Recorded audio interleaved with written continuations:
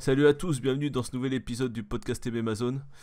Alors pour commencer, déjà veuillez nous excuser pour ces petites semaines d'absence. On n'a pas pu se réunir pour enregistrer, d'ailleurs aujourd'hui je vais faire l'épisode en solo. Parce qu'il y a eu pas mal d'empêchements du côté de mes copains. Et on va essayer de régler tout ça et se trouver un nouveau créneau pour enregistrer. Il devrait être de retour d'ici quelques temps. Alors le programme aujourd'hui, ça va être un petit débrief rapide de l'UFC Greenville du week-end dernier. Moïcano contre Korean Zombie. Ensuite, je balancerai la carte de ce week-end. UFC Minneapolis, il me semble. Ngannou contre Dos Santos. Et puis quelques news intéressantes qui traînent. Bon bah du coup, je vais démarrer tout de suite. Jingle.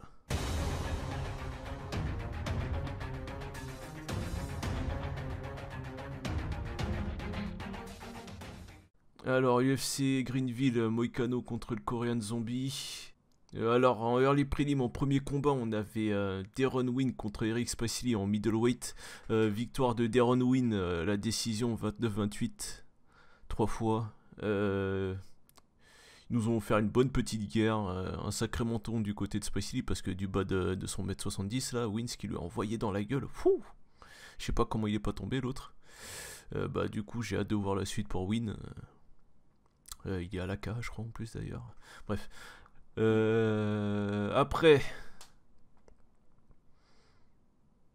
Après, on avait en Women's Flyweight Molly McCann qui bat Ariane Lipski par décision 30-27 x 3. McCann elle prend une décision assez facilement, même si Lipski a montré plus ou moins de belles choses. C'était un petit combat féminin sympathique. Mais moi, McCann m'intéresse quand même un petit peu, je vais suivre son évolution. Après, sur la carte préliminaire, on avait Jairzinho Rozenstruik qui bat Allen Crowder par KO en 8 secondes dans le round 1. Jairzinho, il est venu, il a pas eu le temps. T'as Crowder, il a essayé de lui rentrer dedans, je sais plus trop avec quelle combinaison, mais Jairzinho, il le stoppe net avec un seul jab. Crowder s'écroule, t'as Jairzinho qui le finit au sol avec un seul coup en grand and pound. Ah, c'était fou. Du coup, il prend un bonus performance of the night. Bien joué à lui. Après, en lightweight, on a Luis Peña qui bat Matt Wyman, je sais pas trop comment on dit, par TKO dans le round 3 en 1-14. Peña, il est venu faire un statement, il est rentré dans Wyman sans le respecter. Il l'ouvre rapidement d'ailleurs avec des sales genoux. Là. Suite à quoi il a passé tout le combat à viser la coupure. Que ce soit debout ou au sol, tu voyais vraiment qu'il visait la coupure. Wyman, il s'est quand même bien défendu, tu me diras. Il a fait ce qu'il a pu. Hein. Il a tenu quand même jusqu'au 3ème round. C'était un fight assez sympathique, je vous conseille de le voir. Après, en Women's Strawweight, on avait Ashley Yoder contre Shuri Kondo.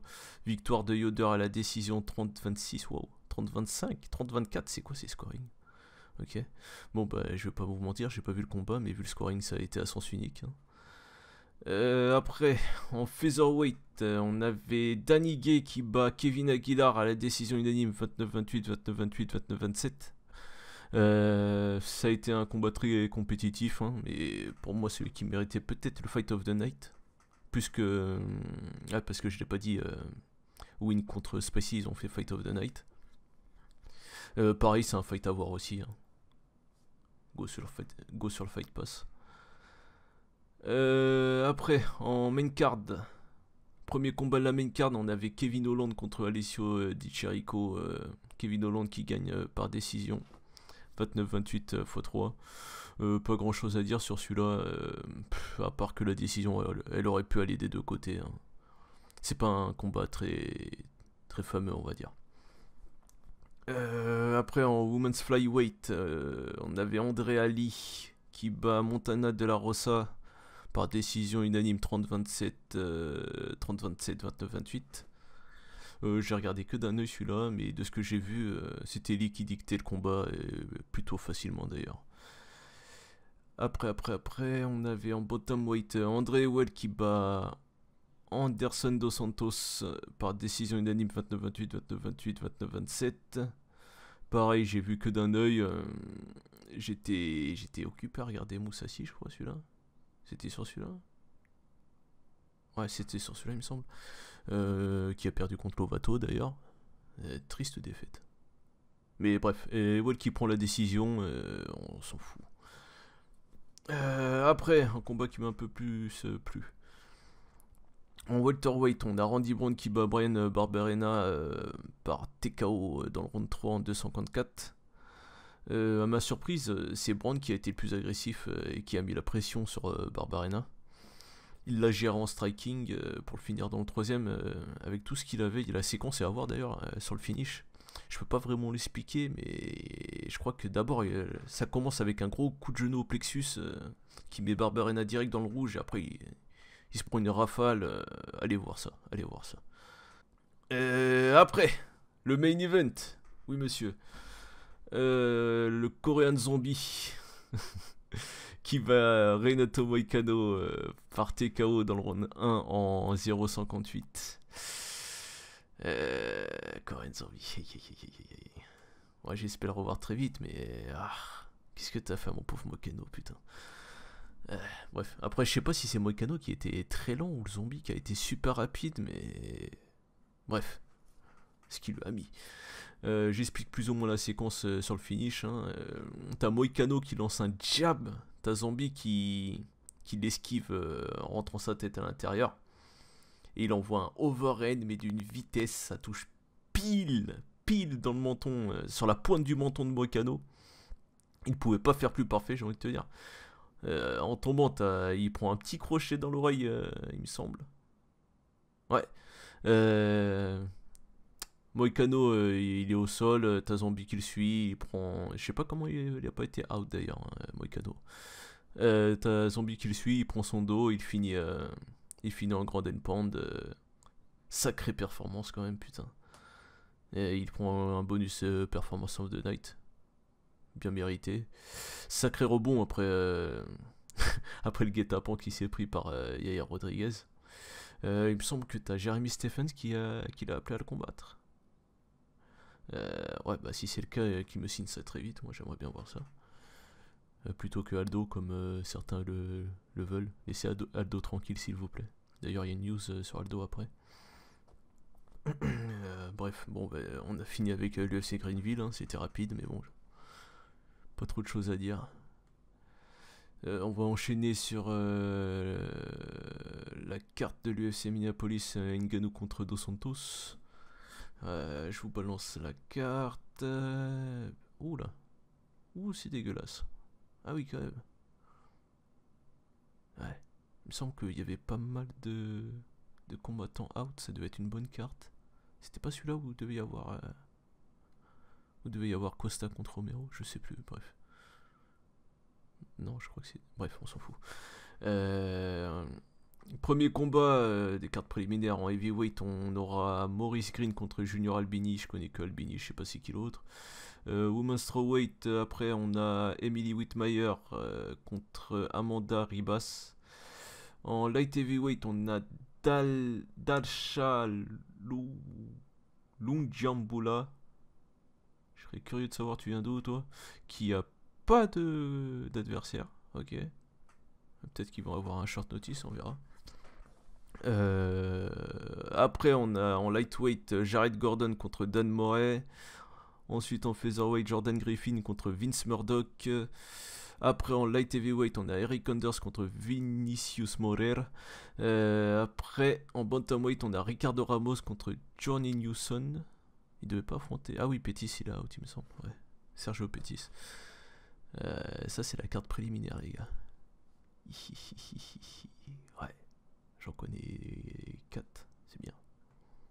Et encore. Après en main card, elle est pas beaucoup plus belle. Hein. On a Alonzo Menifield contre Paul Craig en light heavyweight. Ensuite en lightweight, on a Drew Dober contre Marco Polo Reyes. Après en lightweight, on a Roosevelt Roberts contre Vince Pichel. Que ça me dit quelque chose. et que je m'en fous. Après, un peu plus intéressant, welterweight, Damien Maia contre Anthony Rocco Martin. Bizarrement, je le sens pas du tout pour Maia. Je sais pas pourquoi. Ouais. Et après, en flyweight, on a Jussier Formiga contre Joseph Benavides pour le Title One Contender, j'ai envie de te dire. Je serai derrière Formiga, hein. Benavides, ça suffit. Quoique, il a des chances de battre Ciro. Non, peut-être pas le Cerudo d'aujourd'hui. Formiga a plus de chances pour moi de battre le Cerudo d'aujourd'hui. Et après, le main event. Parce qu'avant c'était le co-main, Formiga Benavides, ça fait rêver. Le main event en heavyweight, Francis Ngannou contre Junior Dos Santos. Alors ce combat.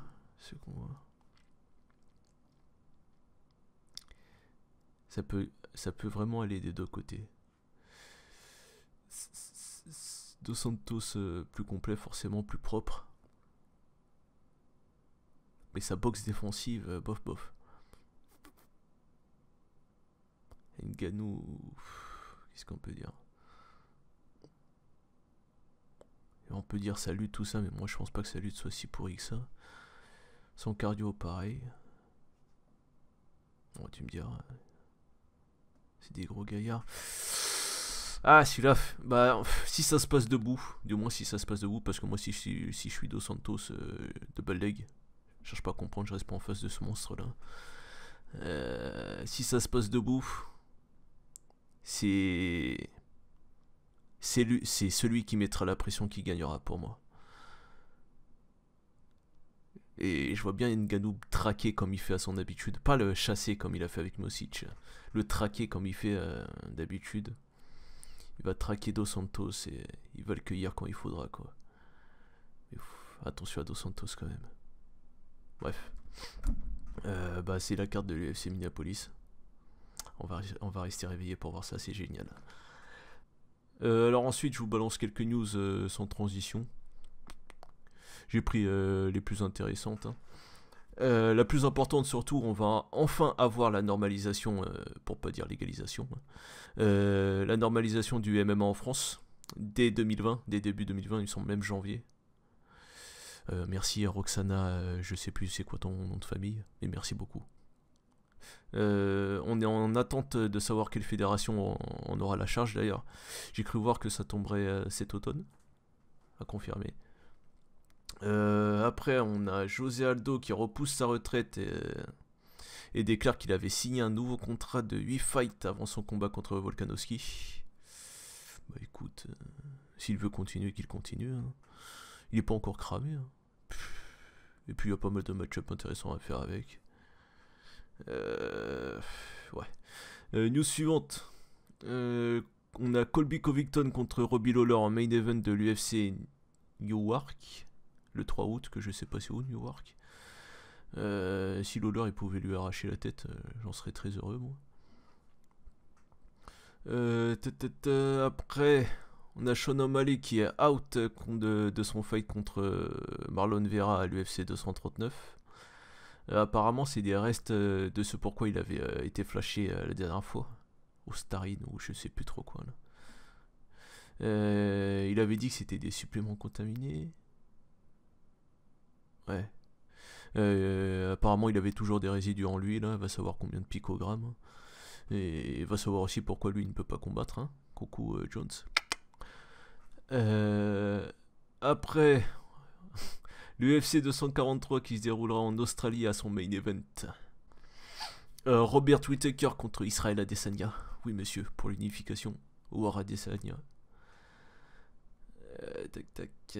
News suivante, on a Henry Cerudo qui s'est fait opérer de l'épaule suite à son combat contre Moraes. Il va être out minimum 4 à 5 mois. C'est génial, ça va bloquer la KT. Ça va bloquer 2 KT. C'est cool. Après, on a Valentina Shevchenko qui défendra son titre le 10 août en main event de l'UFC Uruguay contre Liz Carmouche, reposant P. Carmouche. Après, Jessica Andrade qui défend elle aussi son titre contre Weili Zhang en main event de l'UFC Shenzhen. C'est en Chine, au cas où tu aurais pas compris. Après, on a Rafael Dos Anjos contre Leon Edwards en main event de l'UFC San Antonio le 20 juillet. Ouais, ça peut être cool. Après, on a Dana White qui signe un autre contrat de. Pourquoi je dis un autre Qui signe un contrat d'encore 10 ans. On va se taper sa tête encore 10 ans. Tu me diras, c'est pas plus mal. Hein. C'est un peu le visage de l'UFC. Ça serait bizarre sans lui. Et dernière news du Bellator. On a Kyoji Horiguchi qui est devenu champion coq du Bellator en battant Darion Caldwell à la décision. Il est maintenant champion coq du Rising et du Bellator. On n'a plus qu'à prier pour que DJ chope la ceinture du One et qu'on nous fasse le rematch, putain. Faites-le, oui. Bon bah ça a été rapide mais j'ai fini. Hein. Je vous retrouve la semaine prochaine pour un autre épisode en espérant que les copains soient dispo. Salut. Alors le moment putaclic pour nos partenaires sur YouTube. Alors on a la chaîne de Tonio déjà, Bloody Motivation TV. Il fait des vidéos de récap d'event et de motivation. Une chaîne qui fait de la traduction d'interviews, de conférences de presse et tout ce qui est en rapport. MMA France TV. Une chaîne qui fait des highlights et de promos. Titantac. Titantak. La chaîne de Younes. Zero to Hero. Rajoutez Younes derrière pour être sûr de le trouver. Il nous fait partager ses entraînements, parfois ses compètes et peut-être à l'avenir ses débuts en MMA. Le site pour apprendre et mieux s'entraîner. mmartial.com. Nos réseaux sociaux à nous sur Twitter, Facebook. Amazon Podcast. Le Discord si vous voulez nous rejoindre, suivre les events avec nous ou simplement discuter. Envoyez-nous un MP sur Twitter et on vous donnera un lien pour y accéder. Et pour nous écouter sur toutes les applis de podcast, c'est la même chose. Amazon Podcast, on est également sur YouTube. Sur ce, on se retrouve au prochain épisode.